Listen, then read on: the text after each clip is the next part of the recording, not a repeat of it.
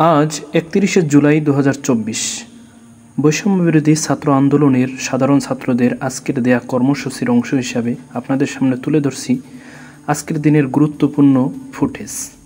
যে ফুটেজগুলি দেখলে আপনারা বুঝতে পারবেন যে আমাদের দেশের প্রশাসন কিভাবে সাধারণ নিরীহ ছাত্রদের প্রতি গুলি এবং টিয়ার সেল ছুঁড়ে আহত করতেছে। সেই দৃশ্যগুলি আপনাদের সামনে তুলে ধরতেছে। এমনকি প্রশাসনের হাত থেকে নারীরাও রক্ষা পায়নি। পর্দাসীন নারীদের উপরে টর্চারিং, নির্যাতন এবং গ্রেফতারের তীব্র নিন্দা জানাচ্ছি এবং আপনাদের সামনে এই গণদৃশ্যগুলি তুলে ধরলাম। এমনকি সাংবাদিকরা পর্যন্ত তাদের হাত থেকে রেহাই পায়নি। তাই দেখুন এবং প্রতিবাদ করুন এবং সকল মানুষের কাছে ছড়িয়ে দিন। ধন্যবাদ।